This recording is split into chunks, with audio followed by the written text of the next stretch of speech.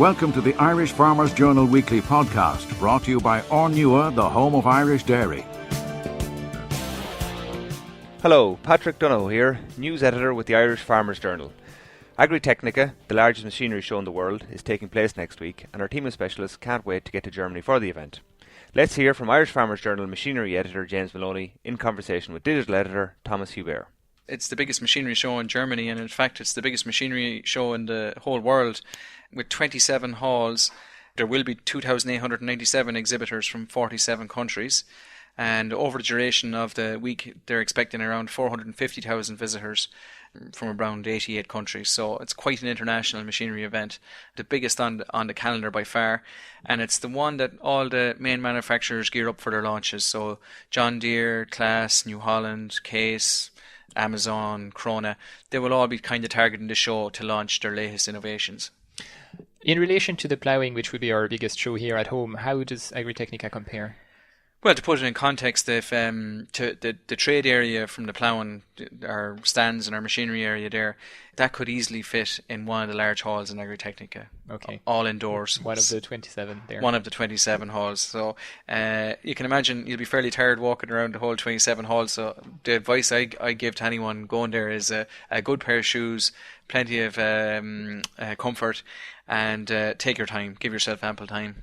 But it's indoors, so you're sheltered from the northern exactly. German winter. Except for the journey between hall to hall, which occasionally you're outside. Now, what about the Irish presence there? A lot of Irish people going, aren't there? Yeah. It's remarkable the number of visitors we have. There's more visitors from Ireland than there is from the UK. There was 5,800 visitors from Ireland last year versus 5,000 from the UK last year. It's a good time of the year for farmers. Their work is done, especially on the tillage farm. It's a good time for them to take a break and look at the innovation or the machines that they might be thinking of buying in the next couple of years. And it's a nice way of going, good few groups going, and a nice way of people getting together. Now, what can they see there? What are the main innovations or new models you're expecting to see? I suppose the biggest tractor there is going to be the Fendt 1000 Vario. That's the biggest conventional tractor. Fendt have also received a gold medal for their new Vario Grip Pro. It's a system which allows deflation of the tyre for field use and for inflation for road use very quickly. Another nice machine that to get a look at is the Krone have a new baler which produces pellets from forage instantly in the field. So it's obviously something in Germany with the biogas thing and other areas of interest that it's a machine that Krona felt they had to develop. John Deere have a Pro Cut system for a forage harvester which is measuring how sharp the blades are on the forage harvester as well. Each one of them that have mentioned have received an Agritechnica gold medal, which there have been 5 medals awarded, and then there's 44 silver medals, and that'll be found in the innovation arena in the Agritechnica show. So again, it's just highlighting that anyone who has anything new in machines is going to come to Agritechnica and show it there. The other points, I suppose, is that our own Irish manufacturers, about 13 manufacturers from Ireland, including McHale, Tanco, Highspec, Abbey, they will all demonstrate their latest machines, and I think McHale will have a launch at the show as well. So these are the big price tag items that visitors would want on their list for have Christmas. To come back in the boat, yeah. But if they want to bring something home in their bag, is there also a trade area for smaller items? A lot of merchandise available on the stands, and really good stuff that you mightn't see back home. From the stuff for the 2-year-old, 3-year-old to the serious collector, there's a little bit for everybody. Some lovely stuff, Siku stuff, they always have a good stand, and the place to find them is nearly in between the different halls, and there's a great range of tractors, mainstream and not so common ones as well. So there's something for everybody in that, and also clothing. A lot of the guys will have the hoodies and the jackets and the hats available as well. So a nice present for the Christmas stocking.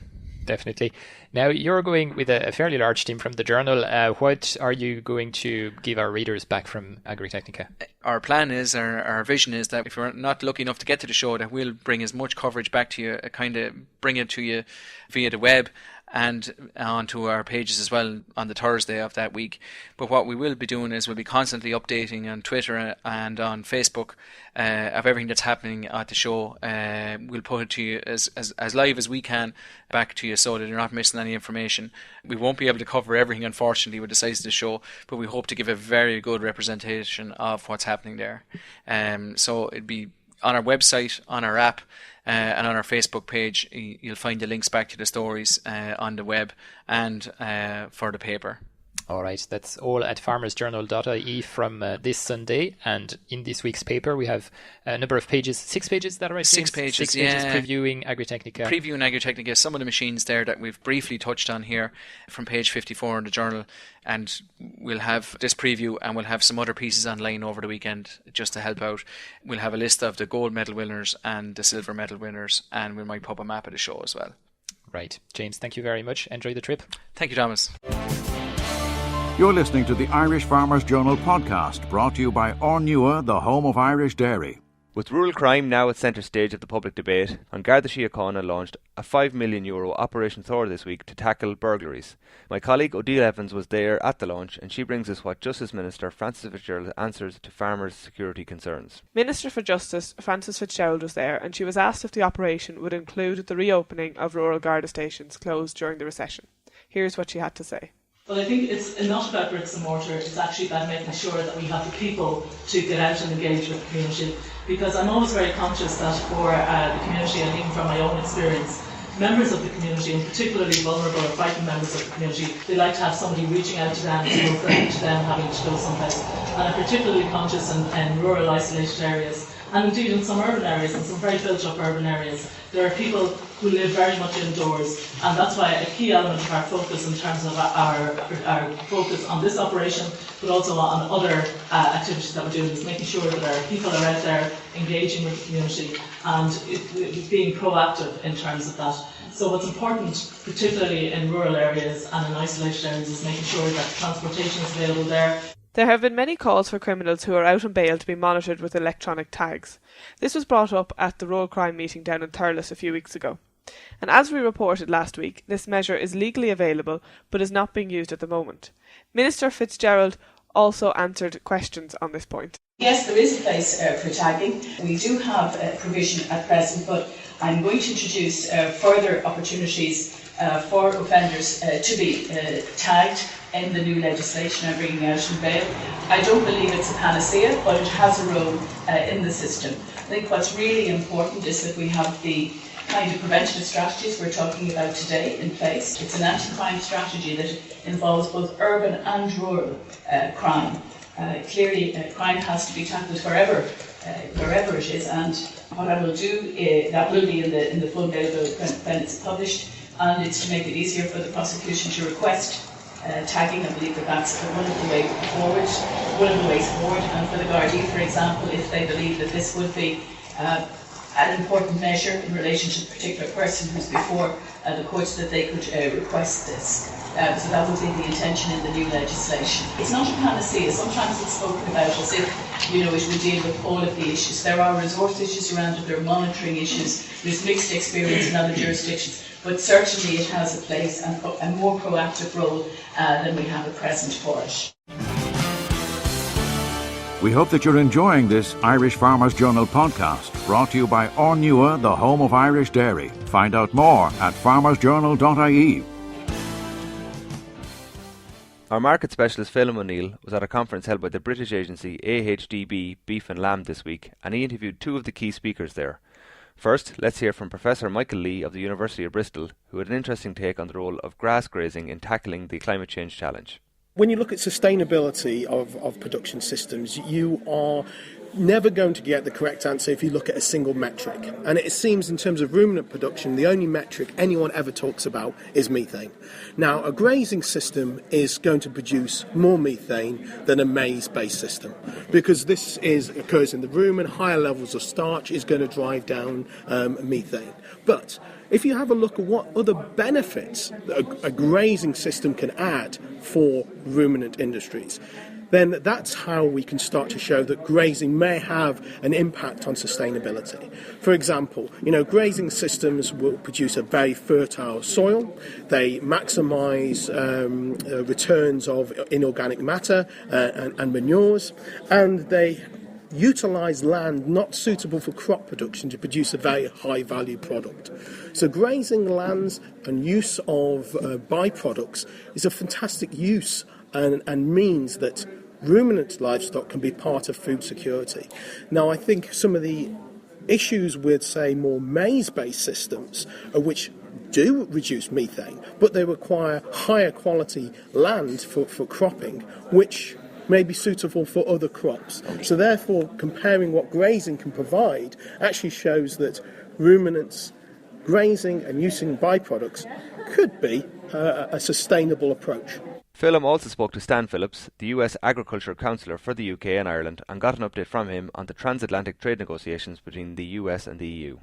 You referred in your presentation to the American farming structure, that it's actually family farm dominated, and you're from a family farm background yourself? Mm-hmm. Yeah, I think the statistic is 87% of U.S. farms, of the 2.2 million U.S. farms, are family farms. And that's probably not something a lot of people would expect. They tend to have an image of industrial agriculture in the United States, but that's not there's a wide range of operations in the United States, and my own family farm was family farm, around 400 acres of mixed pasture and arable crops, and raising cattle and sheep over the years. So you have very much first-hand experience of farming and the issues involved in farming. Before joining the Foreign Service 25 years ago, I had thought that would be what I wanted to do the rest of my life, but I wanted to see the world too, so you finished up here. Had to wind up here. Just moving on, I suppose there's a very strong trading relationship between the European Union, Ireland maybe in particular, with the United States, and yet there is always an undercurrent of some tension in those trade discussions and negotiations. Currently, TTIP is very much the forefront of the agenda, at the forefront of your presentation today. I sense the way you described that 11 rounds of discussions are only really scratching the surface, that we're still some way off a deal, and it's maybe unlikely to be achieved as soon as maybe the politicians both in Europe and the United States would like to see that. Well, if you look at other trade agreements that the United States has been part of in recent years, 11 rounds would be the early stages of any of those agreements, I think. But the real important factor to consider is not so much the process, it's the end result and the substance. If we can reach the substance that both sides could agree on, even in the next round, then there's no reason why it couldn't move forward very quickly. But it takes time to come to common understanding and to reach an agreement where both sides see that there's enough benefit from the agreement that they can get it passed in their own countries. I sense red meat is an area that there are particular difficulties between the United States and Europe. Can you see how that issue can be solved? Basically, Europe have an absolute no hormone policy. America have a why not hormone policy. How do you see that circle being squared? Right. Well, our position has been that if the science supports it, then leave it to the consumers to decide what product they want to buy. As I mentioned during the presentation today, there has been in place a quota for beef from the United States coming into the EU since 2009 to address concerns that rose out of the that was the non-hormone, the high-quality beef quota, right. So this product is coming in. We've been shipping some U.S. high-quality hormone-free beef under that quota, but over time, other countries have been made eligible for the quota, and we've lost the market share. So you're saying that cake has been divided to such an extent that the share you have left isn't sufficient? Mm-hmm. And that the other exporters are now fulfilling the rest of the quota that have been left unused. So there's no place for the U.S. to go. Had you ever been using it all anyway? We had never used it, but there always was the assumption. There's always the option that was there. Possibility to grow. And in fact, now it looks like with some very strong usage from major exporters like Australia and New Zealand and others, there's a concern that the U.S. will be squeezed out of the quota eventually, and it doesn't address our concern from 2000. Mind you, I suppose in Ireland there would be a concern that with our approval to supply the United States at the start of the year, that we are operating out of a relatively small 64,000 other quota, while we look at Australia with 400 plus thousand, New Zealand with 200 plus thousand tons of quota. So I suppose maybe you'd say that that's part of why we need this negotiation, but I suppose quotas aren't unique to the European Unions, but the point that I'm trying to make by return. Well, exactly. In the U.S., generally speaking, our tariff levels and access is fairly liberalized, but there are a number of products where we do retain some higher level tariffs and quotas for example, for beef. So that could be a key outcome of the TTIP negotiations if there were to be a quota established at duty-free level for the EU, and Ireland was able to take advantage of it as the first country within the EU to get the sanitary and phytosanitary issues resolved. I would expect that would make them much more competitive with Canada and Australia and others. Okay, final question, and thank you for your time. I've given you the free $10 bet. Will there be a TTIP deal in 2016 or not? I'm afraid I have to demur on that one. I honestly can't say. It's too difficult to know. No, I understand. Appreciate your rationale. Thank you very much for your time.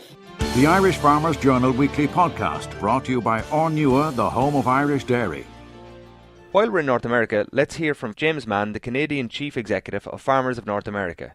The organisation is helping farmers organise their own supply chain for inputs such as medicines or fertiliser, independently from large suppliers. This is Peter McCann, Northern Ireland correspondent for the Irish Farmers Journal.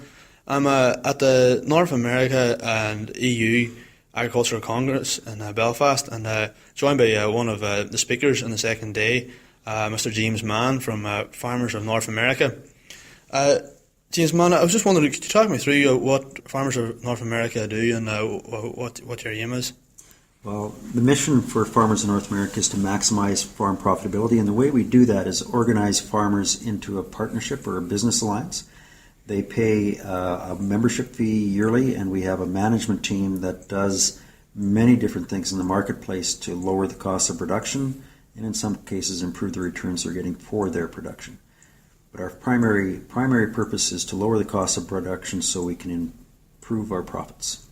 And James, what is the main way you actually go about this? You were talking in your speech earlier about fertilizer prices, and you give ivermectin as an example. Just standard costs that farmers meet. How do you change the market as you were talking about in your speech? Well, it's really a three-step process that we use. And first off is try through negotiation. In a lot of cases, some of the larger companies, there's so few in the marketplace, it's impossible to negotiate a price that's lower to the cost of production or closer to the cost of production, which is our aim, which gives a reasonable profit. And the other thing that we do is we try to improve efficiencies in the distribution system. So we remove layers. We have a direct-to-farm distribution model for any products that we do bring in, because it's very difficult to get shelf space, so to speak, from those companies that have it, monopolized, so that they don't allow new products from other countries or other suppliers to get in. And the third most important thing that we're doing, and one that we found that we have to do in fertilizer because we can't create competition in that marketplace and they can't find outside suppliers, is to where farmers will invest into a production facilities themselves and thereby capture the margins on those products to help lower the cost of production, or to have those products provided to them at closer to what it actually costs to produce them rather than what the market will bear. James, you say that there is very little competition on, like for example, fertilizer, and why is that, or why has what Farmers of North America, what you're doing now, how has that not been done before, or what is different this time? Well, there's been a restructuring in the nitrogen industry, for example, because of shale gas in North America. So there's a lot of high-cost producers, like in Europe, the price of gas can range to $12 a gigajoule. It takes 28 gigajoules approximately to produce a ton of fertilizer. In Canada, now where there's shale gas, in the U.S., the price per gigajoule is only $2.80. So the cost of production is quite a bit lower. But there's a lot of plants in the world that are high-cost producers. And so as a result of that, it holds the entire market high, just based on supply and demand. That's part of it. The other part of it is that the industry, whether it's potash or phosphate or nitrogen fertilizer, there's so few players, they play by the same rules. It's not necessarily that they have a cartel or work in antitrust, but they understand the marketplace and know that it's to each other's benefits to hold the price, again, what the market will bear. So, if corn's worth $5 a bushel, then they should be able to pay X dollars per ton, so that's what they price the market at. So there is many market dynamics that are in that marketplace, many that are changing. So it's adapting to that change. The big issue is the amount of capital that it takes to bring in new plants at these lower costs of production to create the additional competition. We have developed a model where farmers and investors and strategic partners can invest in a plant where the rates of return are exceptionally high and be able to then create the benefits for those farmers that participate or invest to get the return back in dividends or distributions to offset the price of the fertilizer. So it's a two-step process.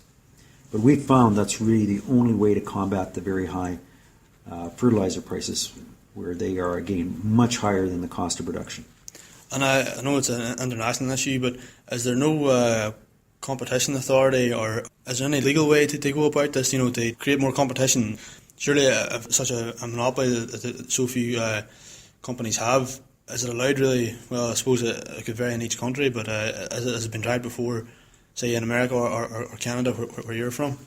Well, in fact, virtually every country has anti-competitive laws or antitrust laws. We have a competition bureau in Canada. There's the antitrust group in the U.S. and under the Department of Justice, I believe.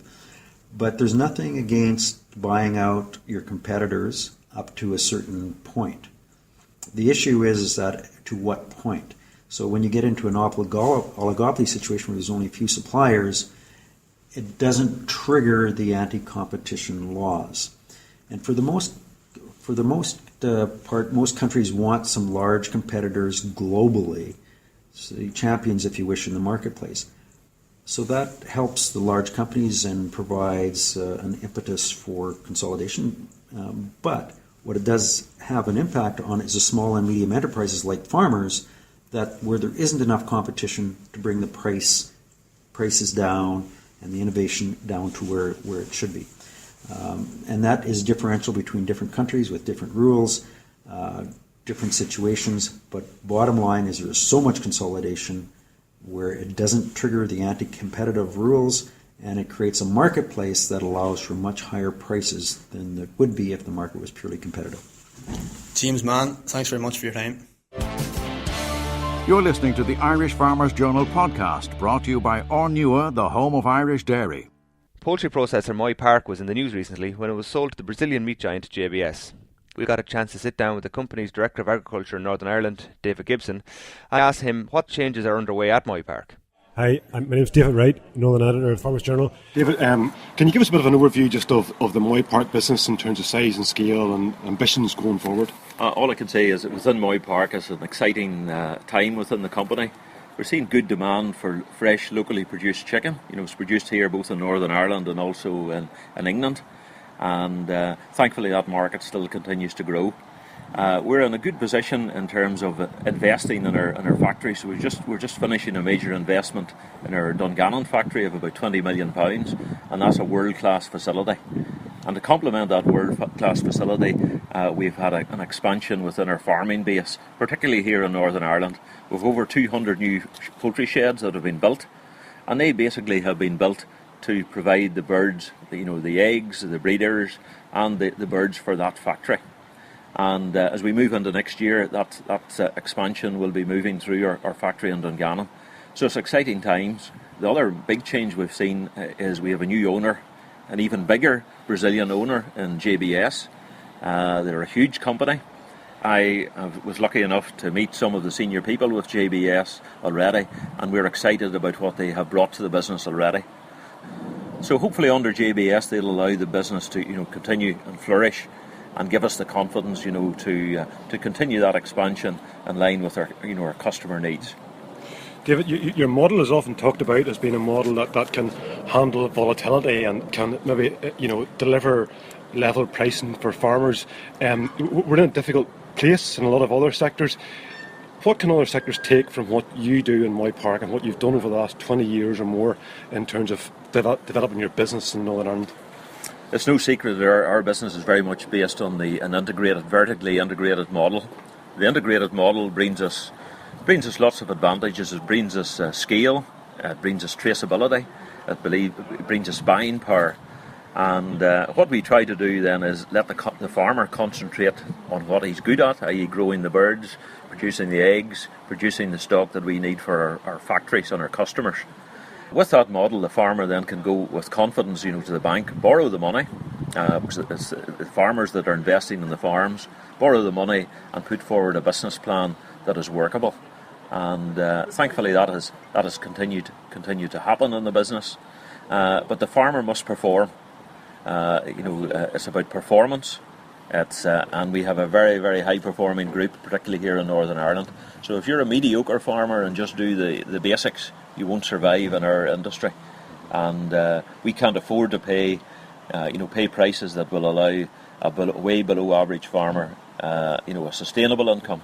We very much focus on improving our performance, and continuous improvement within our business. But that's done by working together with our farmers, and in particular with farmer committees. We're very lucky that we have some really good, engaging farmers, forward-thinking farmers on our farming committees, and they really are a real backbone in our farming structures. You've obviously done some great expansion over the last number of years. Are you still in expansion mode, or do you still see more growth for the poultry sector? You also have got a fair bit of the market, particularly in the UK. Is there still more room for growth in that market?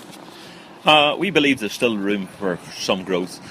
We have to respond to the market conditions as they are, but we have a good pipeline. The timeline to build new houses is not a few months; it's probably around about 2 years.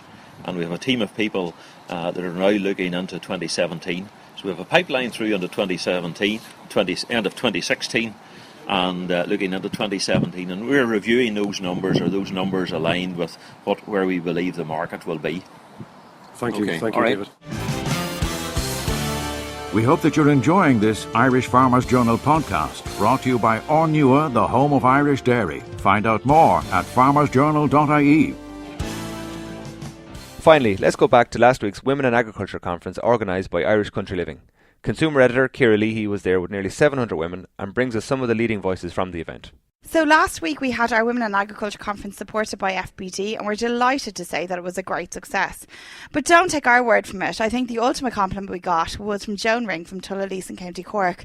When we asked her who her favourite speaker was, she said she just couldn't decide, they were all that good. So it was quite a challenge to us to extract the best clips from last week to give to you on our Farmers Journal podcast. But here are some of the best. Here's from one of our truly inspiring women, RTE presenter Evelyn O'Rourke. I suppose the reason I'm here today is that I did an interview with the Farmers Journal with Country Living a few months ago, and we just got a lovely reaction to it. And I told a little bit of my story, which is that a few years ago when I was pregnant with my second child, I was having Irish twins, I discovered that I had breast cancer. And it was dreadful, and it was a dreadful time, but we came through it, and the baby came through it, and he's now nearly 5 and in great form. And I just like to talk to people about it. I love telling people, that you can have horrendous situations like this happen, but, with all the love and the luck and magic in the world, you can get through these things, and we are stronger maybe than we sometimes think, because I certainly wouldn't have thought I could get through it, but here I am, still talking. One of our guest speakers was Minister for Agriculture Simon Coveney, who said his department should lead by example in hiring more women in leadership positions. And he said he had started with 3 female members of the Senior Management Committee in the past year. Now he wants the farming community to do the same. Today, and on many occasions since I became Minister, I've challenged women to become, influential actors, if you like, on the business decision making on farms. At the moment, what you'll have is an awful lot of the women in this room today will do the accounts each year, because the farmer is out there farming, and they've taken the role of actually doing the accounts and making the returns and so on, and that's fine.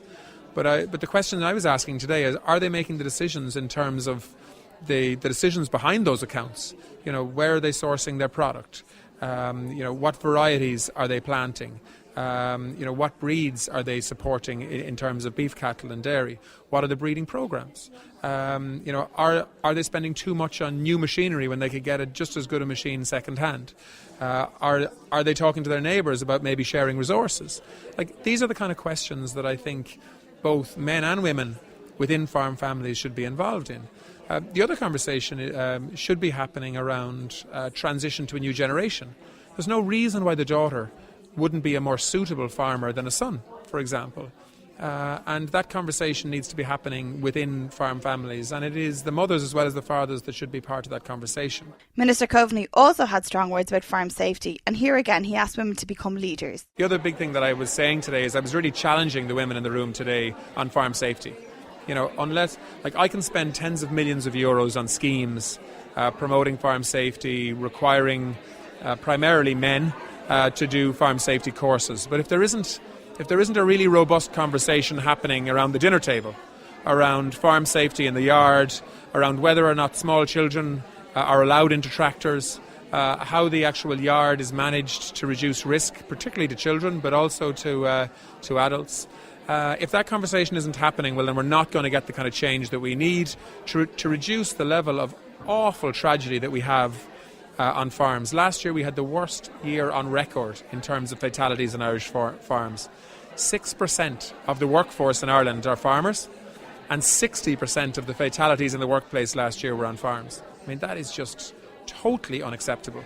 And so I was really challenging women within their own families to be making the change that's necessary in attitudes towards farm safety.